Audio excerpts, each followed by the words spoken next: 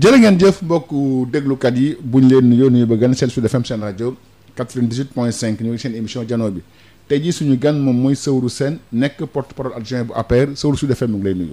mais maa ngi lay fay El Hadj Malick Ndiaye di nuyu ñëpp ñi nga xam ne ñu ngi suivre Sud FM muy rajo boo xam ne quand même ça fait longtemps ñu ko doon suivre en tant que première chaîne privée au Sénégal.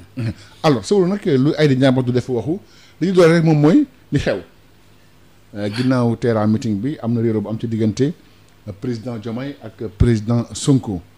ci li nga xam ne rek moom moo jëm ci coalition bi nga xam ne moom mooy coalition Diomaye président. même sax ñu ba ñu jàpp ne loolu c'est la goutte de trop alors noo jàngate le dernier développement par rapport ak li nga xam moo xew ci diggante président Diomaye ak président Sonko. waaw merci beaucoup comme ni nga ko waxee jàpp naa ne loolu actualité la. mais dafa am lenn loo xam ne dama bëggoon nga permettre ma jiital ko ci mbir mi. muy lan muy Ousmane Sonko ak le président Bassirou Diomaye. jàpp naa ne yàgg nañu nekk ensemble. te dafa am loo xam ne dañ ko war a sóoraale au-delà de la politique. muy lan mooy que diggante séeréer ak joola. waaw lu rafet rek lañ ci mës a gis. kon loolu nañu veiller sur ça. leneen li ci tegu nag mooy dañ nekk sur le champ politique. te quel que soit le champ l'ampleur ou en tout cas les différences yi am. waaw entre acteurs politiques man aussi dama bokk ci ñi jàpp ni. am ay wute gis-gis ci politique. waaw mënul tax ma sopp trop. ñaar ñoo xam ne dañ waroon ànd di eenante bëgguma loolu. te damay jàpp aussi que man mun naa am adversaire politique. waaye bëgguma bu mu yegsi ci ennemi politique. parce que réew yu bëri lu leen yàq. tas leen tey muy am ay guerre civile. ay yu mel nii ñoo koy indi. au lieu que ngeen nekk des adversaires politiques. parce que amu leen bokku leen gis-gis sur le plan politique. mais loolu dem ba ngeen nekk ay ennemis. dégg nañ fi sax ci ay jamono. kenn ku wàññeeku. nga dégg ñeneen di naan alhamdulilah loolu sax baax na. gis nga loolu baaxul ci réew. nañu recadrer le Sénégal et les Sénégalais.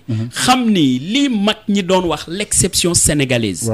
mooy que situation bi lu mu tar lu mu jafe-jafe nous savons rester de bons Sénégalais. quelle que soit la situation mën nañu bokk débat bu contradictoire mais bu ñu génnee nag day xam ni Sénégal benn bopp la te kenn mënu ko xar ñaar. alors loolu c'est des éléments de généralité yoo xam ne dafa bokk ci taarixu Sénégal. alors pour ñëw nag ci différent bi mais du lu bettee. pourquoi yow bett la lu tax bettewul mooy gis nga président de la République. waaw kenn mënu ko féete ci kaw loolu du point de vue constitutionnel. du point de vue même normal ci lu ñu xam loolu mooy dëgg. or ci ni ma gisee ñuy doxale xam nga dañu nekk ci situation boo xam ne c'est une première. waaw nga xam ni chef de parti bi. waaw muy le président de PASTEF Ousmane Sonko. moo yilifoon Bassirou Diomaye dans le parti de PASTEF. sur le plan politique. sur le plan politique. noonu ñu doon doxale nag. entre Sonko président du parti et Diomaye membre de la direction du parti. bu ñu demee ba yàlla ci ay ndogalam def Bassirou Diomaye nekk président de la République Ousmane Sonko nekk son premier ministre. il faudrait que Ousmane Sonko ait l'humilité am xam-xam bu ko permettre mu xam ni lii de suñu boroom moo ko indi mu nangoo ko noonu. nangu ko nag mooy lan jox président Bassirou Diomaye cëram ba mu mat sëkk. parce que nag comme ni mu ko waxee sànq rek président moom kenn mënu ko féete ci kaw. wande mais Sow da nga wax am solo c'est-à-dire y a cette particularité. c'est-à-dire moom mooy kilifa politique am. joxoñ ko ñu tànn ko. oui c'est-à-dire moo ne diw la jàppale leen diw mu nekk président mobiliser ay moyens. gis nga mu nekk président. oui mais attends gis nga même boo ko jàppee noonu. waaw dafay indi lii xew nii rek. parce que le président Sonko dafay jàpp ni non sans moi Bassirou Diomaye du nekk président or. mais moom moo ko choisir. non gis nga nag. nous sommes des croyants. gis nga Bassirou Diomaye. nekkinu président am. dafa weesu juddoom. sunu borom. ci mbaaxam ci décision moo ni woon xale bii di juddoo njagañaaw de njaanjaay. man yàlla décidé naa dina nekk président de la République. gis nga loolu. Sonko joxoñoon ko wala keneen joxoñ ko c'est la même chose du point de vue. mais bii Sonko ko joxoñ li may wax nii lu leer la. Bien sûr. Bassirou Diomaye, rien ne devrait empêcher qu'il soit président parce que c'est son destin. Première chose. Deuxième chose, le choix aussi de Sonko. Attention, mais c'est pas un choix fortuit parce que Sonko était obligé de choisir. Dès qu'il y a l'idée d'obliger de choisir, mais naturellement, ce choix-là, du loo xam ne rek da nga jóg nii rek choisir. Ouais. Bassirou Diomaye, mais entre toutes les personnalités qu'il y avait à Pastef, mais pourquoi le choix porté sur lui? Mais il y avait d'autres personnes. Mais il y avait d'autres personnes. Sonko. Il y avait d'autres personnes. Que moom moo mën a fédérer toutes les voix pour pouvoir gagner. Loolu aussi c'est un critère boo xam ne bu ko présenté wul woon kenn du ko choisir comme président de la République, comme candidat à la présidentielle. Loolu aussi il faut ñu xam ko pour dire globalement que le Sénégal ne mérite pas. Sénégal bi ñuy dund. mérité wul scène bi ñu gis. Première chose. Waaw. Deuxième chose, engagement wu jeunesse su Sénégal pour andi alternance de Pastef teg ko à la tête de Dès le premier tour. gis nga loolu dès le premier tour gis nga li xew nii ça ne répond pas correctement à cette ambition wu jeunesse su Sénégal. loolu moo tax ma jàpp ni nañu ñëwaat à de meilleurs sentiments avec beaucoup plus de modestie et d'humilité. lu am solo la. modestie, humilité. tenue ak retenue. yooyu nag ñaari leaderu Pastef yi. muy président Bassirou Diomaye et son premier ministre. nañu xalaat ni ñoom seen mandat c'est pour un temps. D'ailleurs moi je fais partie de ceux qui ñi considérer que ñii nii le Pastef là moom c'est une parenthèse de l'histoire politique du Sénégal. Bonne parenthèse il fallait que boo xam waaw. non il fallait que ñu mos. mais bu ñu mosee dañuy dem. Pourquoi? Parce que tout simplement mais quel que soit le parti bu gagné woon élection yi 2024 si ce parti-là ne s'appelait pas Pastef kon ba léegi ñu ngi dans les scènes de violence. Or ñun bëgguñu ces scènes de violence. Il fallait donc comme seen hargne seen détermination à arriver au pouvoir yéegoon na niveau boo xam ne il fallait que Sénégalais yi jox leen waaye nag lii xew nii. waaw non seulement coow guddi coow bëccëg accusante lu nekk ñu koy dégg. Le Sénégal ne mérite pas ça parce que ça ne correspond pas à la vraie histoire politique du Sénégal. Qui est faite d'élégance et gentleman agreement entre acteurs politiques. ñëpp gis nañ opposition Senghor. Abdoulaye Wade. waaw mais da doon neex. Abdoulaye Wade Abdou Diouf da doon neex. Abdoulaye Wade Macky Sall. Et ensuite ma wax la leen. Le Sénégal mais bi Macky Sall ñëw ci la yàqu. non. ankay non ankay. je suis désolé. ankay Sonko ankay Sonko ma jox la. waaw ma jox la lu koy firnde. waaw Macky Sall dafa ñëw. inaugurer le plus beau stade d'Afrique. le plus beau stade d'Afrique. tuddee ko maître Ablaye Wade. kon loolu lu rafet la. mais Ablaye Wade n'était pas son opposant. Son opposant le plus en vue c'était Ousmane Sonko. Son opposant le plus en vue. pour Macky Sall. waaw. moo ko fi jëlee di. non dama la doon woon. waaw relation yu rafet. non am na loolu yàgg am na. donc entre tous nos présidents. ñi fi jógee loolu moo taxoon ma ne la. Sénégal depuis 2000. amul problème politique. Pourquoi? Parce que 2000. Sénégalais dañ décider dindi parti socialiste. jox PDS indi alternance. PDS ñëw. waaw bu ñu demee ba PDS def. xaw ma 12 ans waaw. mais sénégalais décidé waat dindi PDS teg fi APR. bi APR defee 12 ans aussi les mêmes sénégalais ont décidé sans difficulté. mais dindi président Macky Sall teg fi président Diomaye kon ñun amuñu un problème politique. problème bu ñu am c'est un problème économique. te loolu aussi. il faudrait que ñu xam ni nañu orienter le débat sur les aspects économiques du pays parce que quoi qu'on dise situation marasme économique bu ñuy nekk nii bu naree continuer la mbay dafay ñaaw. est-ce que yaakaar nga ne les ils peuvent se retrouver ñoom ñaar Sonko et Diomaye yaakaar nga ils peuvent se retrouver. mais ils ont intérêt à se retrouver. ne serait-ce que pour le peu de temps qui leur reste. à la tête du pays. non loolu moom c'est le peuple qui jugera. bien sûr c'est le peuple qui jugera. mais bien sûr nii lañ doon wax avant ñuy yegg si pouvoir. parce que li ñu xam ba gëm ko mooy. Sénégal méritait na une autre gouvernance que celle que nous sommes en train de vivre entre des acteurs yoo xam ne dañ jàpp ni li leen di préoccuper c'est pas l'ambition d'être mais l'ambition de faire mais débat bi ñii indi malheureusement c'est celui de l'ambition d'être man la du yow keneen ko déedéet du yow man la et ensuite les deux excusez de dire comme ça les deux vieilles dames yi nga xam ne ñoom la ñu teg ñuy opposé wu. waaw Aïda Mbodj et madame Mimi Touré. mais ñaar ñooñu tey pour qui connaît le niveau d'âge politique du Sénégal ak la rigueur la vigueur de la jeunesse sénégalaise vous pensez que ñaari daam yooyu nga xam ne dépassé nañ la soixantaine presque ñooñu ñooy régler le problème politique du Sénégal ba tax ñoom ñaar ku nekk am non je ne pense pas si Sonko et Diomaye étaient plus ambitieux que ça pour le Sénégal j'aurais dû comprendre que mu am des jeunes de leur génération des gens yoo xam ne am nañu vision am ambition qui n'ont pas forcément besoin d'avoir une carrière politique derrière eux mais qui sont de grands intellectuels et qui réfléchissent sur des questions majeures qui concernent le Sénégal et les Sénégalais bu doon ñaar ñooñu la ñu am ku nekk ci ñoom muy opposé wu wala ñuy indi yenn yi mën nañu comprendre mais ñoo xam ne vraiment seen wàll wéy na ñooñu bu dee ñooñu la ñu teg tey ñu indi la confrontation au Sénégal je suis désolé d'accord di fàttali ñu gan tey moom mooy Saourou Sène nekk porte-parole adjoint bu APR alors ci terrain bi di mu sox yëkkati woon ay kàddu wax ci seen leader président Macky Sall wax ne moom bi opposé wu ci réew mi la toog ñoo opposé wu Macky Sall dem na yoonam yàgg ko accusé ko wax ci Macky Sall yéen itam ngeen def point de presse lendemain bi Luc Sarr ñoom Abdou Mbow def point de presse pour tontu alors et tout le temps il réitère ses accusations contre Macky Sall.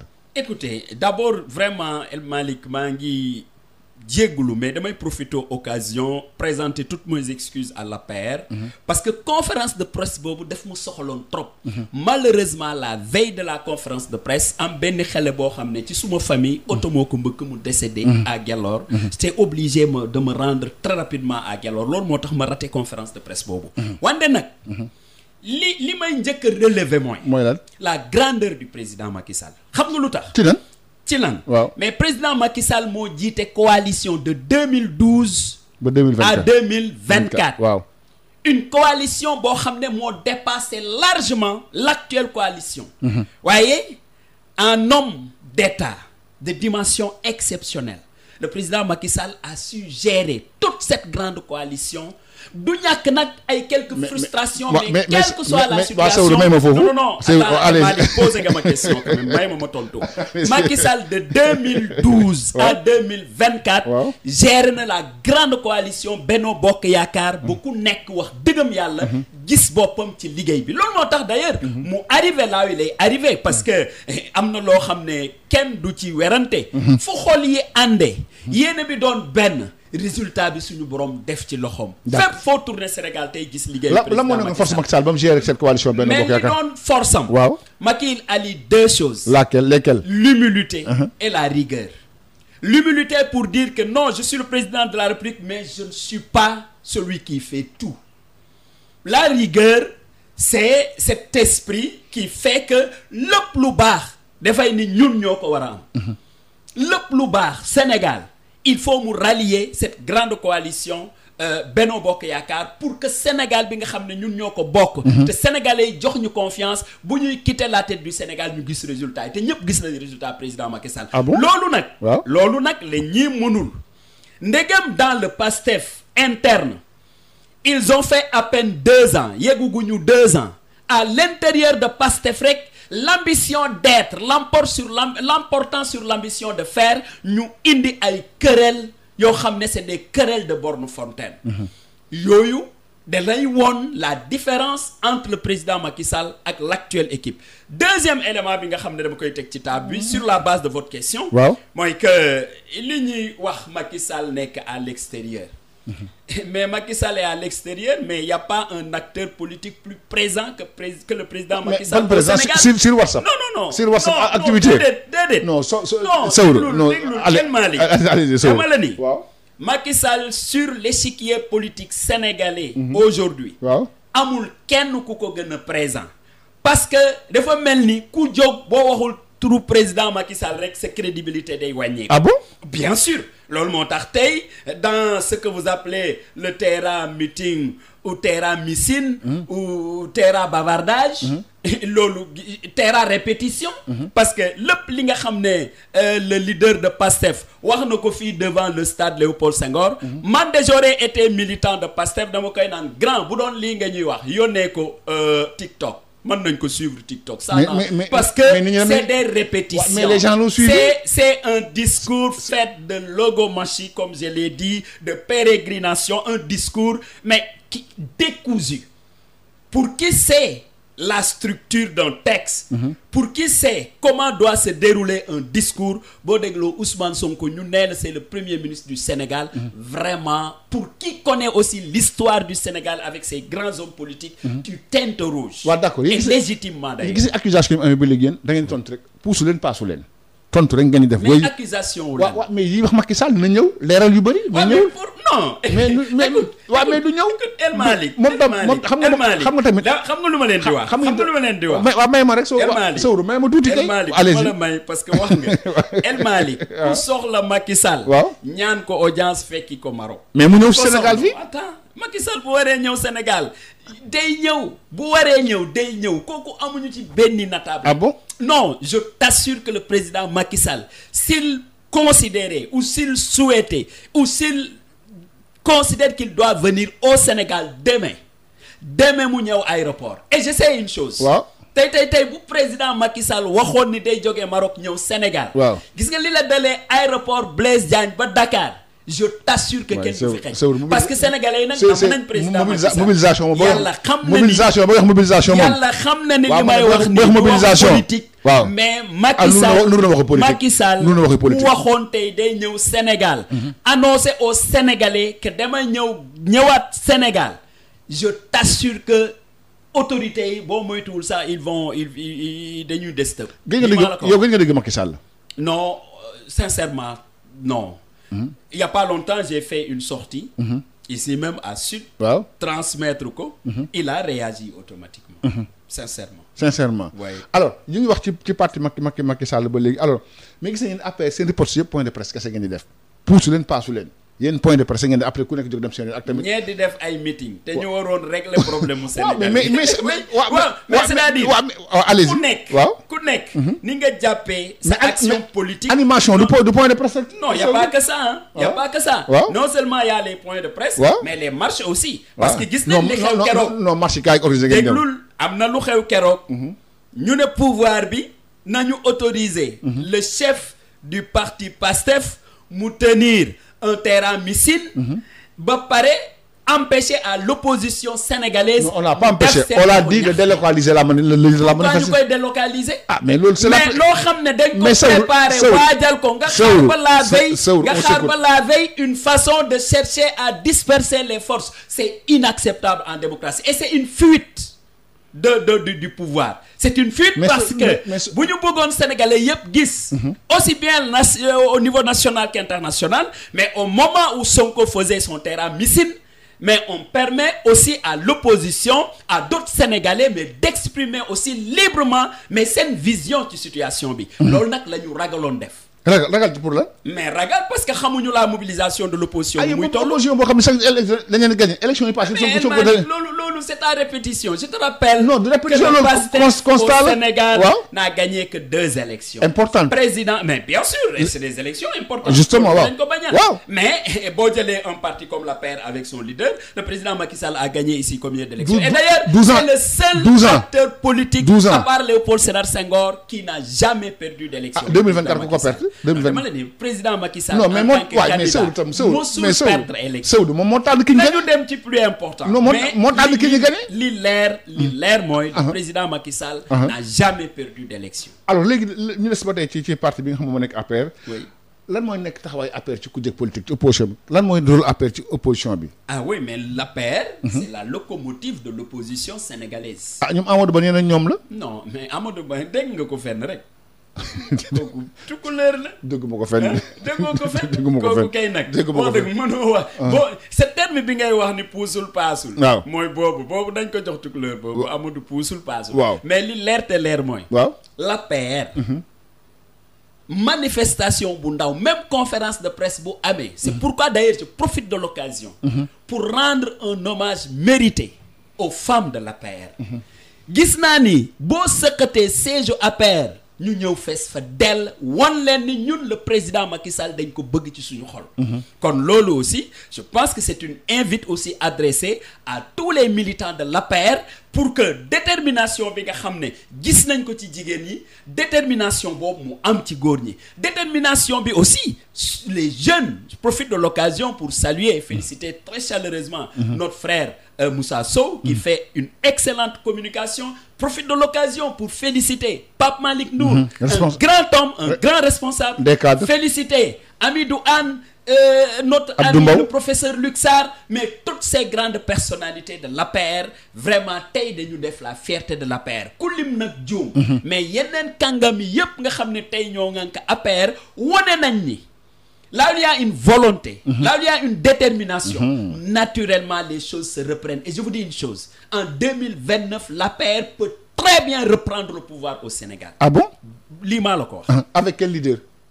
mais kooku buñ ci yeggee. ah déet buñ ci yeggee non so non dama lay wax so leen dañ avec qui? non dama lay wax avec leen qui koo xam ne gisuñu ko dégguñu mais ko. nee nañ kon yow déjà xalaat nga kenn mais dama lay wax ni xalaatuma xalaat nga kenn déjà xalaatuma mais li kenn ma lay wax rek xalaatuma xam kenn. naa kooku mooy seen peur bleu mais dama lay wax leen. waaw wolof yi ñoo ni. waaw gars yi bu ñu xamee fi nga jëm. doo fa àgg mukk. doo fa àgg. waaw kon nag nañ ko yemale. nañ ko mais yemale foofu 2029. Inch'Allah l'APR reprend le pouvoir. alors ñu ngi ñëw ci APR sax ci wàllu animation bi gis nañu y a une restructuration bi nga xam ne amoon na. waaw mais des jeunes ñëw jël ay ku ci mel ne Amidou Anne. Oui. Pape Malick Ndour ñu jox ko coordination des cadres. Oui. mais le tout sous la coordination de maître Sidiki Kaba bi nga xam ne moom mooy organiser lépp yéen ngeen xaar ba yéen yow nga ñëw. am tamit loo xam ne il faut ñu taxaw ci tuuti sawru. Oui. ñi nga xam ne ils ont rejoint l'APR après la perte du pouvoir. ku ci mel ni Amidou Anne. ku ci mel ni Dieye. ku ci mel ni Sawru. waaw sawru waaw yow sax xam nga yow sax néew nga président doon fa liggéeyee. Ouais. néew mais bi ma nekkee présidence aussi je le précise. waaw. boobu nekkuma APR de. pour wan la quelle est la grandeur du président Macky Sall. je n'étais pas à l'APR. waaw mais même en étant ministre conseil. waaw. en ce moment. waaw. xam nga kañ laa formaliser. mon adhésion. bi APR jógee au pouvoir. mais le président Macky Sall quand il m'avait invité à être à côté de lui en tant que conseiller spécial il ne m'avait même pas demandé une position politique. c'est ça la grandeur du président. alors ñooñu actuellement ay Major Kandji. oui. gis nañ ne d'habitude les partis qui perdent le pouvoir dañ leen di daw. mais c'est pas le cas ci c'est cas avec l'APR. oui. loolu nag moo lay woon. la véracité ci li ma la doon wax sànq. le parti APR même ayant perdu le pouvoir en 2024 reste le parti le plus attractif. pourquoi? parce que tous non loolu ñëpp ko gis. laisse-moi développer yow yaa ngi koy wax. Major Kandji man dama la ni li ñu faral di gis mooy. waaw parti bu ñàkkee pouvoir nit ñi dañ koy commencer di génn. am nañu gaaw ci parti bi ñu génn. déglul ma wax la. waaw nit ñi dañuy commencer di ko génn daw. mais APR dafa perdre pouvoir commencer waat di enregistrer ay nit ñoo xam ne quand même c'est des hommes de valeur. quand vous écoutez le Kandji. vous êtes fiers de lui. le capitaine aussi Dieye. c'est de fortes personnalités qui font des analyses très objectives par rapport à la situation du Sénégal te ñooñu rek nga xam moi je sais toute modestie mise à part ñiy tapé tey à ma porte moi Sawru en tant que porte-parole adjoint de l'APR nekk des cadres bëgg formaliser leur adhésion à l'APR kenn xamul nu ñu toll lu ñu xaar pour ñëw nag non mais dafay am nuñ koy organiser ñu ñëw comme et li ma lay wax nii comme nan mais écoute moi je prends contact avec les plus hautes autorités pour leur indiquer que telle personnalité tel autre cadre veut formaliser son adhésion au niveau de l'APR je voudrais que quelqu'un de plus placé que Sawru puisse le recevoir ñu formaliser ñu xam ni ñii de dugg nañ et c'est pas n'importe qui xam nga keroog lors de l'installation du secrétariat exécutif national Major Kandji ñëw na le capitaine Dieye ñëw na mais on a profité de l'occasion pour présenter leen à l'Assemblée yooyu aussi dafay am solo ci politique ñu xam ni wax dëggam yàlla ni ñu leen accueillir wane nañ ni fii am nañ fa seen place jox leen seen i gëdd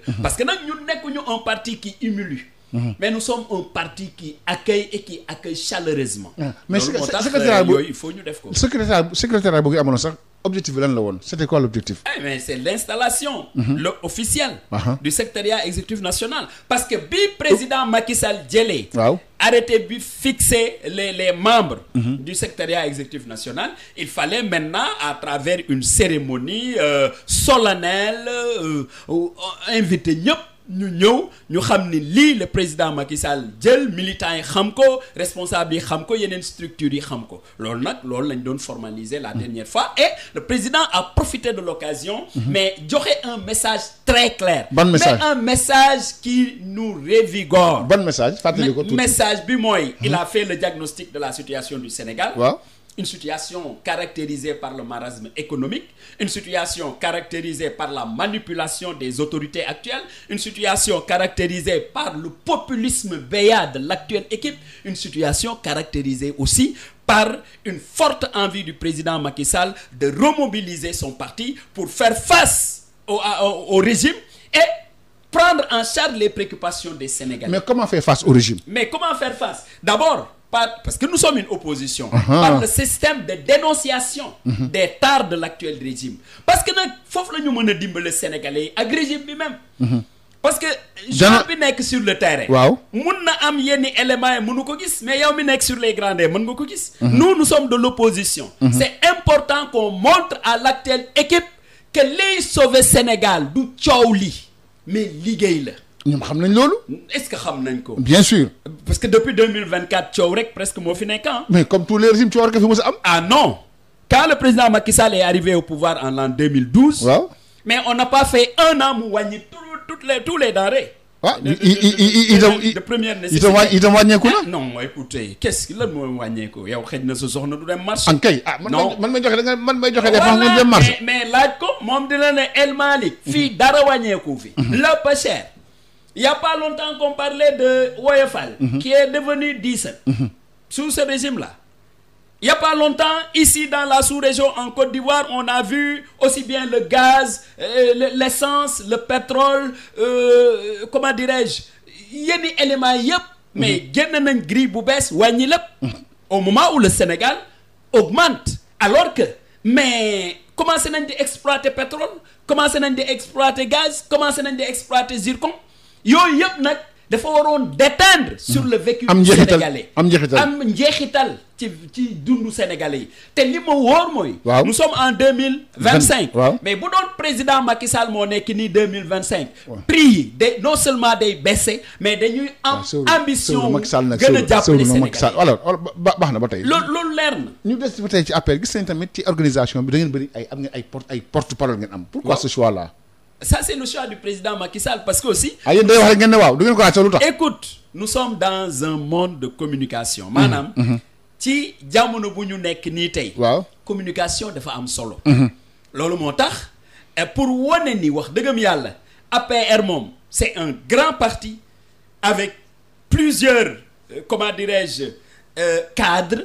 yoo xam ne c'est plusieurs spécialités en même temps mais loolu moo tax aussi lépp lu ñëw rek. am nañ kenn koo xam ne war na ci mun a wax. loolu moo tax au-delà même des porte-paroles yi nga xam ne identifié nañ leen mais à l'APR tous les cadres sont porte-parole. mais am na ñoo xam ne kenn déggatu leen de ay Pape Mao Diouf kenn déggatu ko léegi de. depuis ces débats judiciaires. Pape Mao il vient de sortir juste de prison. pour une affaire boo xam ne c'est intolérable en démocratie. mais kooku bu jógee ci loolu. am na soxla na toog ak sa famille tuuti. won leen ni aussi mais lii mooy engagement politique. C'est le sacrifice qu'il faut. D'accord mais comment nag le parti doit se réorganiser faire face par rapport ak li nga xam ne am na wàllu justice beeg ak reddition des comptes naka la parti bi restructuré ci contexte boobu noonu est-ce que c'est facile. oui naka la war a réagir. voilà mais bien sûr d'abord parce que nous sommes en train de faire la communication avec les Sénégalais. wax ak Sénégalais ñu xam ni li fi xew nii de. lii di dox nii. honoré wuñu parce que dafa méngoowul ak suñu taarix.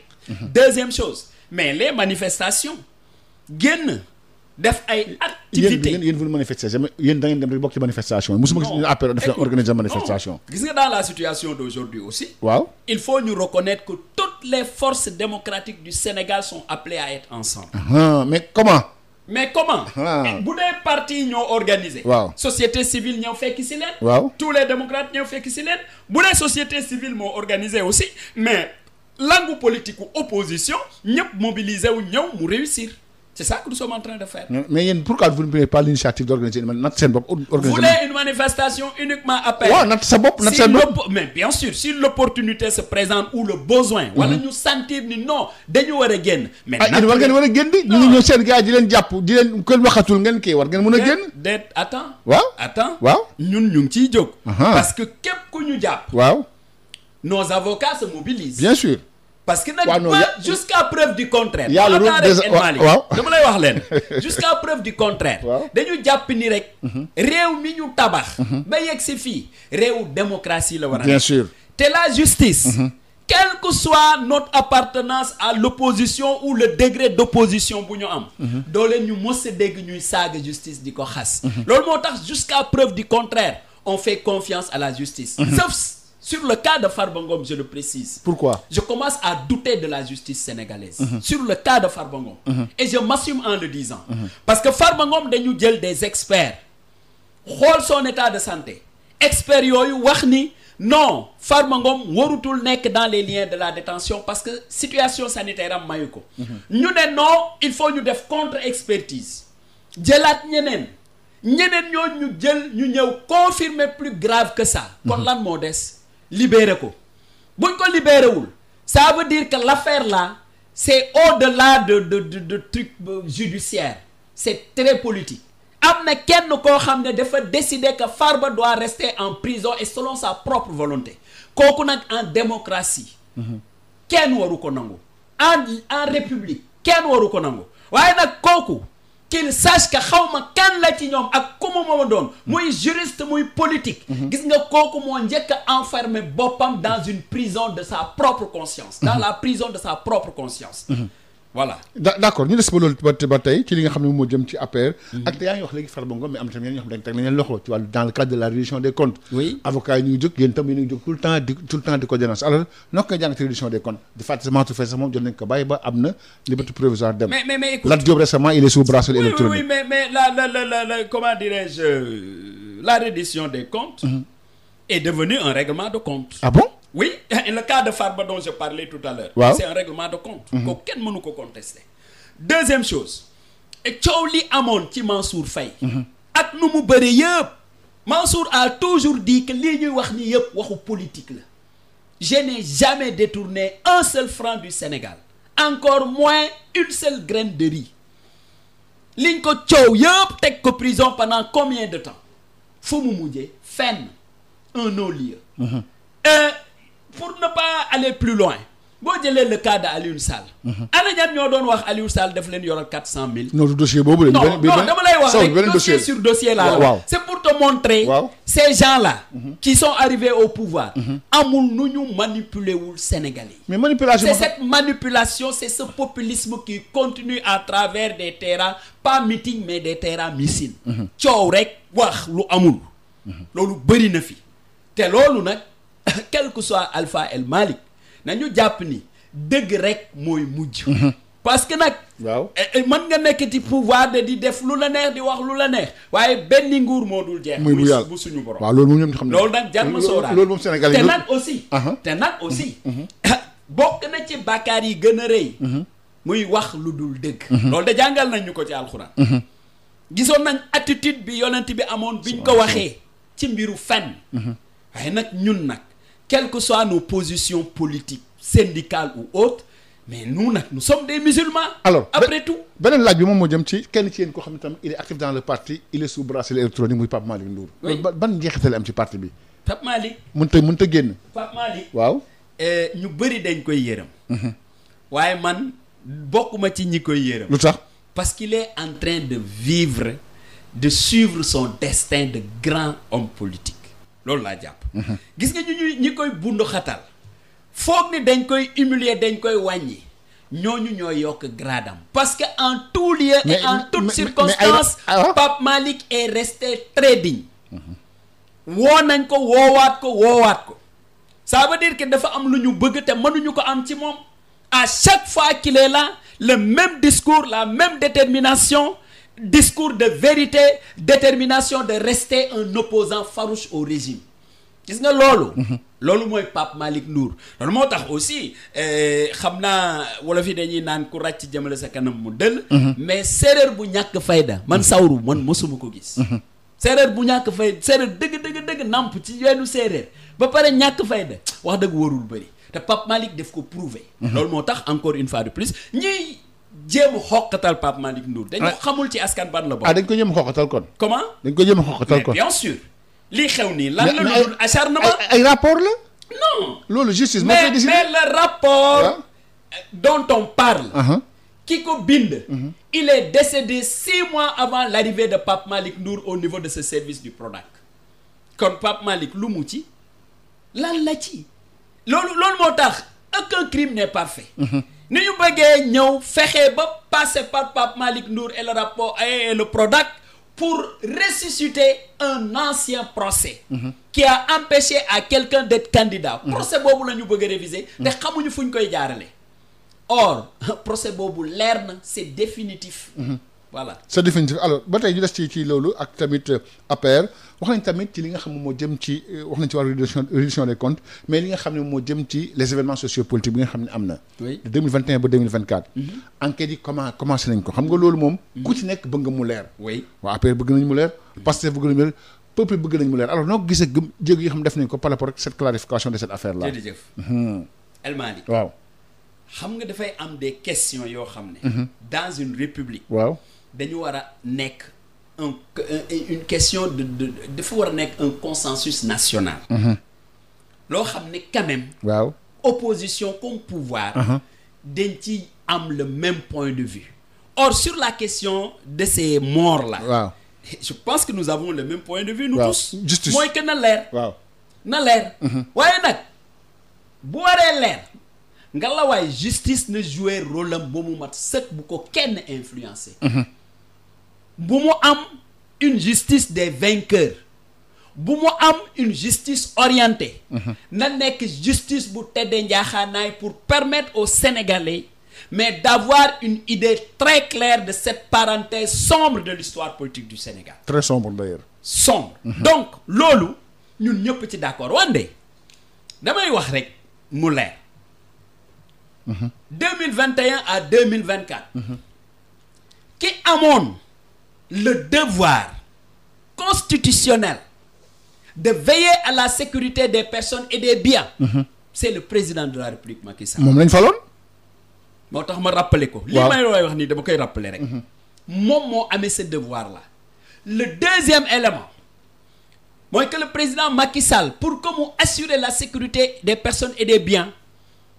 il ne pouvait que s'appuyer sur les forces de l'ordre les forces de sécurité du Sénégal loolu def na ko waaye nag bu ñu demee ba ci enquêtes yi xool dinañ gis ni am na ay meurtres yu bëri yoo xam ne ça n'a rien à voir avec les forces de sécurité. loolu enquête yi moo koy déterminer. enquête moo koy déterminer. loolu moo tax ma ne la na enquête bi leer. lépp leer. terminer par une chose à l'époque aussi. quoi qu'on dise dégg nañ ay leaders politiques ñuy woo les jeunes mais à envahir la rue et à déloger le président Macky Sall loolu dégg nañ ko loolu enquête bi na leeral appel yooyu déggaat nañ ñoo xam ne dañ wax ni boo leen demee ci seen kër yi di wax les ministres et autres boo leen demee seen kër yi boo leen attaqué seen kër yi di ngeen fa fekk ay milliards ñun loolu dégg nañ ko les vidéos sont là dégg nañ ñu ne les jeunes entraîné ngeen ba am doole bi nga xam ne moom lañ leen soxla mën nañu mobiliser 200 000 jeunes ñu ñëw Dakar gis nga loolu yëpp nag dafa nekk un conglomérat de faits yoo xam ne bu enquête bi leeree bu enquête bi leeree ba pare ñu war a interroger yëpp bien sûr sans ndombo tànk bien sûr ñu interroger leen sénégalais yi dinañ xam lan moo xew de 2021 à 2024 voilà loolu enquête moo koy déterminer. enquête moo koy déterminer. enquête moo alors ba tey ci loolu la ñuy des ba tey ak Saourou Sène suñu gan nekk porte-parole adjoint bu APR alors diggante ku jig ak opposition bi est-ce que yaakaar nga opposition bi ak pouvoir bi est-ce que yaakaar nga ne un rapprochement est possible waxtaan mën na am fi mu toll nii entre pouvoir et l'opposition actuelle. En tout cas, c'est ça qui fondait l'exception sénégalaise. Okay. Rapprochement. Rapprochement. te loolu pour mu am. waaw. damay reprendre li Abdourahmane Diouf wax. gis nga le président Bassirou Diomaye. waaw. il n'est pas que le président des 54 virgule non quelques c'est le président de tous les Sénégalais. c'est le président de tous les Sénégalais. gis nga bu amee ñoo xam ne ci langam ñoom lu ñu xam mooy taal rek. déedéet waaye itam Sowro. non damay wax li am. allez-y moi j'ai pas l'habitude de porter des gants. bu dee am na ci langam ñoo xam ne xamuñu lu dul taal xamuñu lu dul médisance calomnie président Diomaye na élevé wu te sax nag man j'ai remarqué que ci noonu la nekk. na élevé wu xam ni gis nga tey s'il y a un brin d'allumette bu taal Sénégal c'est sa totale responsabilité qui est engagée du responsabilité keneen parce que c'est lui le président de la République. nit nag boo xamul. boo ma xamul man. waaw ma xam sama bopp. parce que nag dafay am solo ku nekk xam lan mooy walam ci mbir mi. bien sûr walam nag ci mbir mi mooy c'est lui le président de tous les Sénégalais il doit faire de sorte que le champ politique soit apaisé. mais day fekk parce que développement balaa mooy am. il faut stabilité am. kon y a pas de kon le champ politique n'est pas apaisé pour yow. pour le moment c'est pas apaisé. il y a des discours. waaw. de gens qui sont au pouvoir qui sonnent comme toujours d'éternels opposants. Et des gens de l'opposition également qui... Mais naturellement, l'opposition ne fait que répondre. Parce que dem nañ ba accuser l'opposition de mollesse. Ne non, Sénégal amul opposition. Parce que le monsieur qui le dit, qui ne croit qu'au gatsa, pense que l'opposition sénégalaise aussi pour que mu opposé wu dëgg il faut mu def di gatsa or ñun mënuñu nekk di def di gatsa xam nga lu tax mais li fi nekk ñu construire que ñun ñoo ko construire ñun mënuñu yàq lu ñu construire damay rappeler rek li président Ousmane Tanor Dieng ndeysaan nem si yàlla yal na ko yàlla xare àjjana fi daws li ma mos a wax parce que moi qui vous parle j'ai été responsable national des étudiants socialistes mais jamono opposition Wade dama ñëw ci bureau ma nekk mais président lu ñuy def nii pour man dafa sedd mu reetaan ndeysaan ne ma ah bon pourquoi ma nekk non mais président ñun il faut ñu génn taal fa nu def lii wax ko wax mu reetaan mu ne ma Sawru 1960 à aujourd'hui li fi nekk bëri na néew na ñun ñoo ko tabax waaw li ñu def di tabax depuis 40 ans est-ce que opposition jar na ñu yàqu ko tey pour man jaru ko première chose deuxième chose il me dit que le président Wade nu mu doon opposé wu ñun mënuñu opposé wu noonu parce que quand le président Wade était dans l'opposition mais mosul woon gérer pouvoir ñun ñu gérer pouvoir nag ba xam li ci nekk bu ñuy opposé wu mënuñu opposé wu comme ñi nga xam ne mosuñu gérer pouvoir gis nga ces leçons là moom la doon joxe moo tax quand il parlait de république des valeurs à l'époque je comprenais là où il veut aller c'est-à-dire comme le président Macky Sall l'a dit le Sénégal est avant nous-mêmes. Si nous sommes parce que le Sénégal est. mais rapprochement boobu ku koy Diomaye moo ko war a incarner mais yéen tamit il fekk ngeen am volonté pour ce rapprochement am.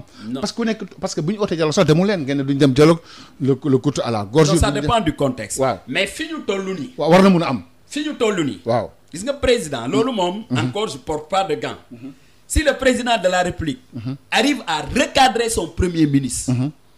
won ko lui le président de la République sa volonté lii la un Sénégal stable un Sénégal où les gens se donnent la main on se réconcilie avec nous-mêmes pour faire face aux préoccupations économiques sociales et autres gis nga président de la République bu réussir teg son premier ministre sur cette dynamique là bien sûr que l'opposition patriotique du Sénégal va répondre favorablement nag ne signifie pas que lépp lu ñu def ñu ne leen go déedéet opposition doit aider à faire mettre en exergue les choses qui ne marchent pas à chaque fois que bu ñu defee lu baax mais ñu nangoo ni lii nag baax na waaye bu ñu defee lu dul noonu tamit ñu am fulla ak fayda taxaw ne leen hey fii ngeen jëm baaxul alors dette cachée bi y a pas de dette cachée. Ah bon? Non. FMI wax na ko? Non, y a pas de dette cachée, je suis formel.